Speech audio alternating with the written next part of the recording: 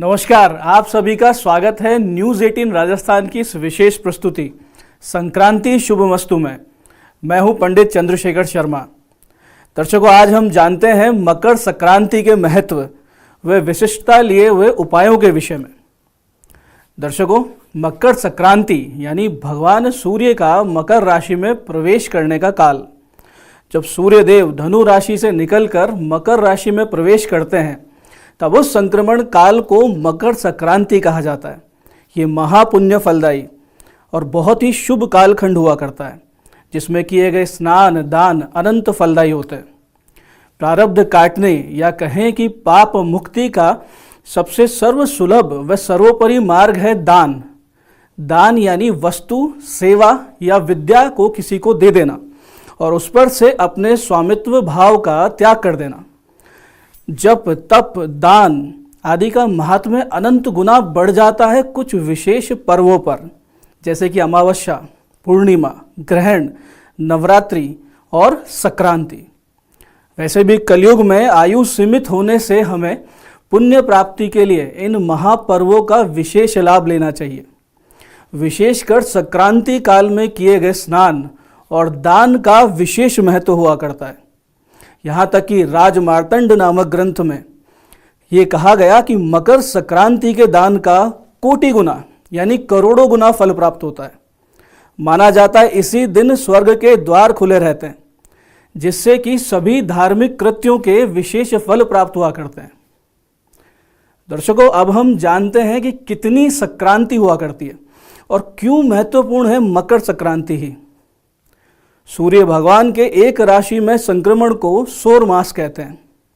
ये लगभग 30-31 दिन का होता है और राशि परिवर्तन को संक्रांति कहते हैं। जब सूर्य देव एक राशि से दूसरी राशि में संक्रमण करते हैं उस कालखंड को संक्रांति कहते हैं। इस आधार पे 12 राशियों की कुल 12 संक्रांति हुआ करती है। हालांकि प्रत्येक संक्रांति ही पुण्य काल मानी जाती है, लेकिन जिसमें भी 2 अयन संक्रांतियां यानी कर्क और मकर, इन 2 संक्रांतियों का बहुत ही विशेष महत्व होता है। ये 2 अयन संक्रांति यानी कर्क संक्रांति जिसे दक्षिणायन कहते हैं और मकर संक्रांति जिसे उत्तरायण कहते हैं, यहाँ से 2 अयन 6-6 महीने के 2 अयन आरंभ होते हैं। हालांकि सायन मकर में सूर्य प्रवेश कर जाने से 21 दिसंबर से ही उत्तरायण प्रारंभ होना माना जाता है, परंतु मलमास की समाप्ति पर मकर संक्रांति से ही सूर्य उत्तरायण का शुभ फल आरंभ माना जाता है। उत्तरायण सूर्य होने से तथा मल मास की समाप्ति से देवों के दिन व दैत्यों की रात्रि का आरंभ माना जाता है तथा सभी शुभ व मांगलिक कार्यों का इस दिन से शुरुआत हो जाती है। इसलिए मकर संक्रांति अन्य सभी बाकी संक्रांतियों से अधिक शुभ और महत्वपूर्ण हो जाती है। इसे वैज्ञानिक दृष्टि से समझें तो इस महापर्व के दिन इस दिन से दिन बड़े और रातें छोटे होने लगती है। मकर संक्रांति पे सूर्य की राशि में हुए परिवर्तन को अंधकार से प्रकाश की ओर अग्रसर होना माना जाता है। यहाँ रातें छोटी हो रही है, दिन बड़े हो रहे हैं। ग्रीष्म ऋतु का आगमन हो रहा है, वसंत का आगमन होता है। ऐसे में प्रकाश अधिक होने से प्राणियों की चेतना और कार्य शक्ति में भी वृद्धि होती है। ऐसे में संपूर्ण भारतवर्ष में विविध रूपों में भगवान सूर्य की उपासना, आराधना, पूजन कर उनके प्रति अपनी कृतज्ञता प्रकट की जाती है। इस दिन बहुत स्थानों पर खिचड़ी का भोग भगवान को लगाया जाता है और मान्यता है कि गुड़, तिल, रेवड़ी और गज्जक का प्रसाद भी बांटा जाना चाहिए। इस त्योहार का, इस मकर संक्रांति का सीधा सीधा संबंध प्रकृति, ऋतु परिवर्तन और कृषि से है। और जैसा आप भी समझते हैं कि ये तीनों ही हमारे जीवन का आधार है। प्रकृति के कारक के रूप में भगवान सूर्य देव को पूजा जाता है, जिन्हें की सनातन धर्म में भौतिक और अभौतिक तत्वों की आत्मा कहा जाता है। ज्योतिष में भी सूर्य आत्म कारक ग्रह कहे गए हैं। इन्हीं की स्थिति के अनुसार ऋतु परिवर्तन होता है और धरती अनाज उत्पन्न करती है, जिससे कि जीवों का भरण पोषण होता है।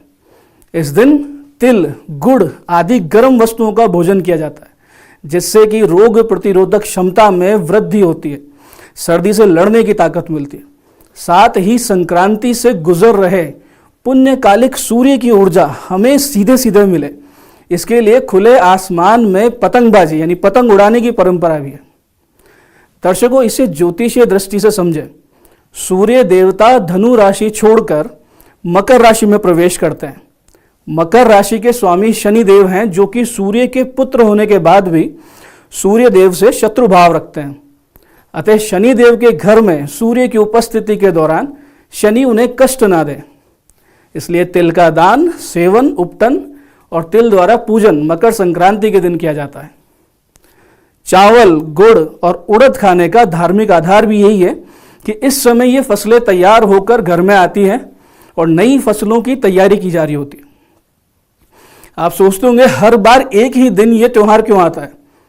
दर्शकों, होता यह है कि बाकी जो त्योहार है सनातन धर्म के, वो चंद्रमास के आधार पर यानी चंद्रमा की स्थिति के आधार पर तिथि के अनुसार चलते हैं, जबकि सूर्य संक्रांति सौर मास के अनुसार चलती, जो कि एक तय समय है।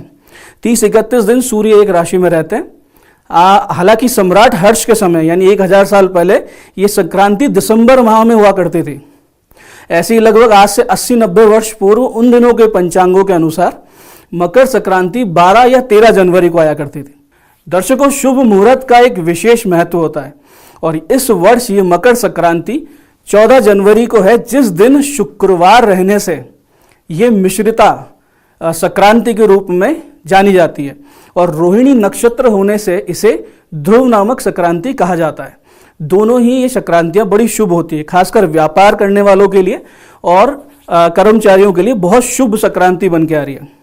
इस बार का पुण्य काल दोपहर 2:43 से शाम 5:45 तक है और महापुण्य काल दोपहर 2:43 से 4:28 तक रहेगा, जिसमें कि दान, धर्म और स्नान का विशेष फल है।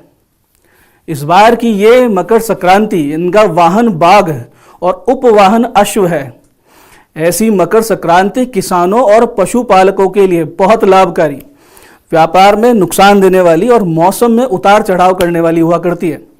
राजनीति में मनमुटाव बढ़ते हैं और संक्रमण वाले रोग थोड़े बहुत बढ़ते हैं। सब्जी, तेल सहित अन्य खाद्य सामग्री के दामों में भी बढ़ोतरी देखी जाती है। दर्शकों, भारत में एक ही त्योहार को अनेक रूपों में मनाया जाता है। अलग अलग राज्यों में मकर संक्रांति को भी बहुत भिन्न भिन्न रूपों में मनाया जाता है। जैसे आंध्र प्रदेश, तेलंगाना, कर्नाटक, महाराष्ट्र, तमिलनाडु, केरल, उड़ीसा, पंजाब, गुजरात में संक्रांति के दिन यानी मकर संक्रांति से दिन का मास का आरंभ माना जाता है, जबकि बंगाल और असम में संक्रांति के दिन महीने का अंत होता है। अब आप देखें, तमिलनाडु में मकर संक्रांति का पर्व पोंगल के रूप में मनाया जाता है, जिसे वहां माद्दू पोंगल कहते हैं। ये तमिल वर्ष का पहला दिन माना जाता है। इसी प्रकार असम में मकर संक्रांति के अवसर पर बिहू उत्सव मनाया जाता है। ये फसल पकने की खुशी में और नई फसल को उगाने की खुशी में इसे मनाते हैं। माघ बिहू के पहले दिन को उरुका कहा जाता है। ऐसे ही उत्तर प्रदेश में मकर संक्रांति का पर्व खिचड़ी नाम से मनाया जाता है। वहां इस दिन खिचड़ी सेवन और खिचड़ी के दान का अत्यधिक महत्व है। इस दिन सुबह नदी में स्नान कर और सूर्य को वहां अर्घ दी जाती है। इसी प्रकार दर्शकों, गुजरात में ये पर्व उत्तरायण के रूप में मनाया जाता है। इस दिन वहां के लोग पतंग उड़ाते हैं और तिल गुड़ के लड्डू खाते हैं। वहीं पंजाब में मकर संक्रांति के एक दिन पहले लोहड़ी का पर्व मनाया जाता है। इस उत्सव में रात को आग जलाकर उसके आसपास महिला व पुरुष परंपरागत नृत्य करते हैं, उत्सव मनाते हैं और आग में तिल, मूंगफली, चिवड़ा आदि डाला जाता है। इसी तरीके से राजस्थान में इस पर्व पर सुहागन महिलाएं अपनी सास को वायना देकर आशीर्वाद प्राप्त करती है। साथ ही महिलाएं किसी भी सौभाग्य सूचक वस्तु का 14 की संख्या में पूजन कर, संकल्प कर और 14 ब्राह्मणों को या 14 सुहागन स्त्रियों को दान करती है। इसी के साथ साथ राजस्थान, गुजरात और अन्य कुछ राज्यों में इस दिन प्रसन्नता व प्रगति की सूचक पतंगे भी उड़ाई जाती है। दर्शकों, अब समय है एक अंतराल का। मिलते हैं अंतराल के बाद।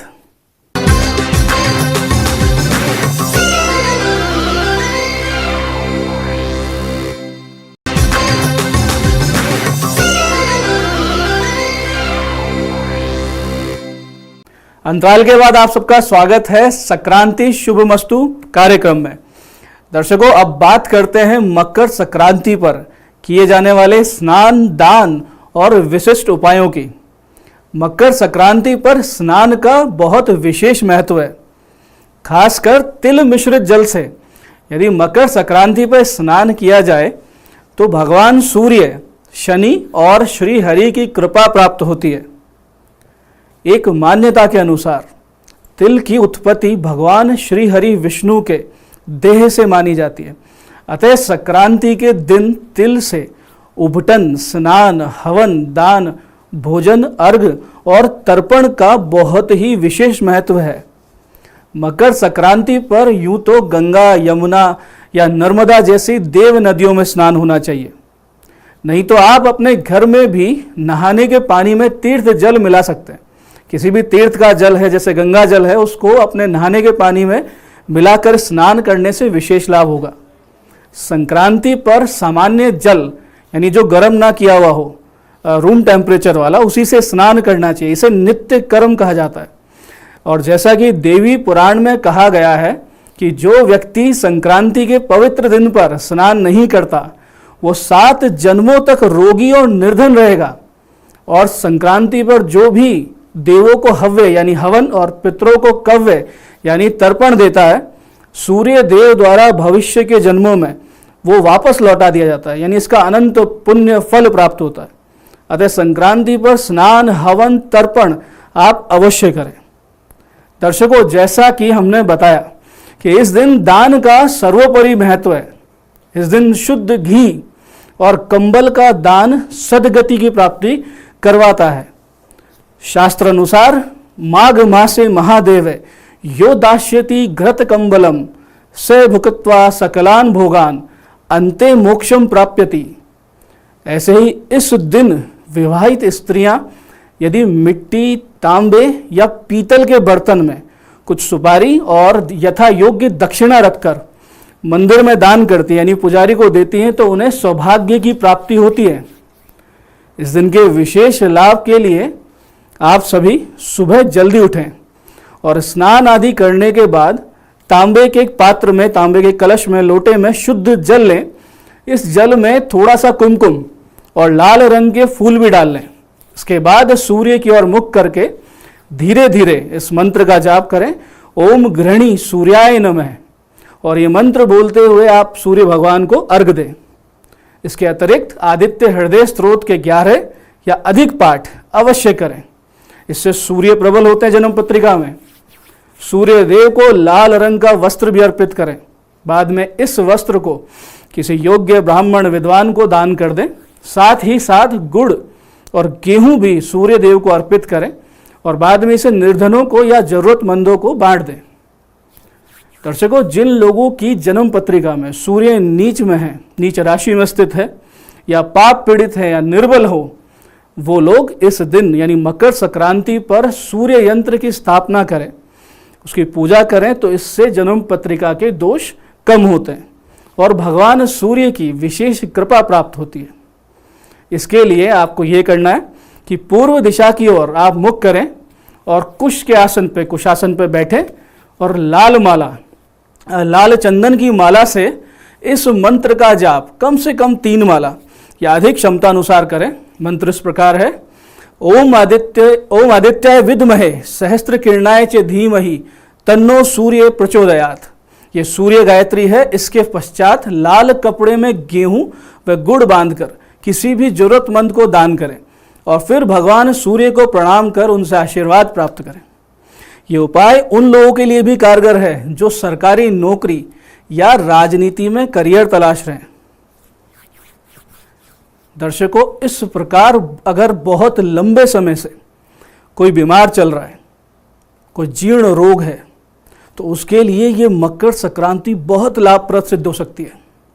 इसके लिए आपको करना ये है कि संक्रांति के अगले दिन यानी 15 जनवरी की दोपहर 2 बजे से पहले 125 ग्राम काले तिल, एक तिल के तेल की बोतल जिसमें 125 ग्राम तेल होगा, और इन्हें आप एक काले कपड़े में बांध लीजिए पोटली की तरह, और भगवान शिव और शनि देव का ध्यान करके रोगी के हाथ लगवाकर इस कपड़े की पोटली को पीपल के वृक्ष पे एक काले धागे से आप बांध के आए और फिर अगले 7 शनिवार पीपल पर रोगी के हाथ लगा हुआ तिल के तेल को अर्पित करें और वहीं एक दीपक जला के आए। इससे जीर्ण से जीर्ण और लंबे समय से चल रहे रोगों में निश्चित रूप से लाभ होगा और स्वास्थ्य प्राप्ति होगी ही होगी। ऐसे ही दर्शकों, जिन लोगों का व्यापार मंदा चल रहा है या आर्थिक रूप से परेशानियां चल रही है, व्यापार में घाटा हो रहा है, उन्हें ये करना है कि शुक्रवार के दिन यानी कि इस मकर संक्रांति के दिन एक काले घोड़े की नाल प्राप्त करें। अगर वो नहीं मिलती है तो किसी नाव की कील भी आप ले सकते हैं। उस नाल को पीपल की जड़ में जड़वा कर यानी ठुकवा कर उसे और संक्रांति के अगले दिन सरसों के तेल में दोपहर 2 बजे तक डुबो के रखें। उसके बाद उस नाल को आप अपने व्यापार स्थल, फैक्ट्री या ऑफिस में पंचोपचार पूजन कर स्थापित कर दें और नित्य उसकी पूजा करें। और जो तेल है, जिस तेल में उसे डुबो के रखा था, उस तेल से नित्य आप अपने माथे पे तिलक करें। और जिस पीपल से आपने वह जड़ प्राप्त की थी, वहाँ 5 शनिवार सरसों के तेल का दीपक आप प्रज्वलित करके आए। निश्चित रूप से आपका व्यापार खुलेगा, गति आएगी और अनेक शुभ फल प्राप्त होंगे। पीपल की जड़ लेने के लिए आपको एक विधि का इस्तेमाल करना पड़ेगा। एक विधि बहुत जरूरी है। आप एक दिन पहले यानी कि गुरुवार को रोली चावल चढ़ाकर पीपल के वृक्ष को साक्षात नारायण का स्वरूप मानकर अनुमति अवश्य लें कि कल सादर मैं आपकी जड़ को लेने आऊँगा, आप मेरे साथ चलें और मेरा कार्य सिद्ध करें। इस प्रकार से करने से आपको आर्थिक लाभ होगा और आपका रुका हुआ व्यापार चलने लगेगा। तो दर्शकों, इस प्रकार आगे हम जानते हैं कि राशियों के अनुसार क्या क्या विशिष्ट उपाय करने चाहिए, क्या क्या पूजा करनी चाहिए जिससे ये मकर संक्रांति विशेष शुभ हो। सबसे पहले बात करते हैं हम मेष व वृश्चिक राशि के जातकों की। मेष व वृश्चिक राशि जिनके अधिपति मंगल हुआ करते हैं, यदि आप गुड़ का दान करते हैं, छोटे छोटे बच्चों में मिठाई बांटते हैं, तो आपको ये संक्रांति विशेष शुभ होगी। साथ ही साथ आप हनुमान जी के मंदिर में तिल व गुड़ के लड्डू अवश्य अर्पित करें तथा सुंदरकांड का पाठ और आदित्य हृदय स्तोत्र के पाठ आप निश्चित रूप से करें। इससे आपकी मकर संक्रांति वर्ष का पहला त्यौहार बहुत शुभ होगा। अब बात करते हैं वृष और तुला के जातकों की। वृष तुला के जातक जिनके अधिपति शुक्र हुआ करते हैं, इस संक्रांति पर दही, चावल और जल से भरे पात्र को दान करना चाहिए। साथ ही साथ आपको गोवंश को चारा अवश्य खिलाना चाहिए और मंदिर में जाकर घी का दान अवश्य करके आएं। साथ ही साथ भगवान शिव के मंदिर में आप सफ़ेद तिल की रेवड़ी का प्रसाद बांटें। ये रेवड़ी का प्रसाद अर्पित करें और फिर उसे वहाँ लोगों में बांट दें।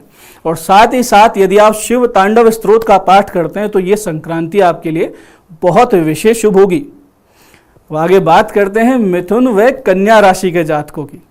मिथुन व कन्या राशि जिनके अधिपति बुध हुआ करते हैं, इन जातकों को इस दिन मूंग का दान करना चाहिए। मूंग दाल का दान करें, हरा चारा दान करें और साथ ही साथ यदि आपको मार्ग में किन्नर मिलते हैं तो उन्हें दक्षिणा देकर, कोई वस्त्र देकर उनका आशीर्वाद अवश्य प्राप्त करें।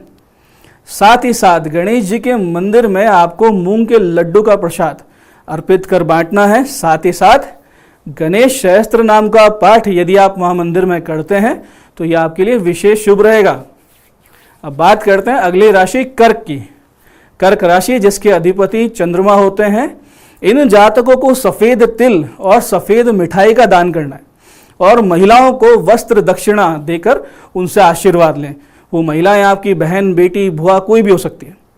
मंदिर में घी का दान अवश्य करके आएँ। इसके अतिरिक्त देवी मंदिर में तिल से बनी हुई मिठाई बहुत उत्तम प्रसाद रहेगी। साथ साथ दुर्गा शतनामावली का पाठ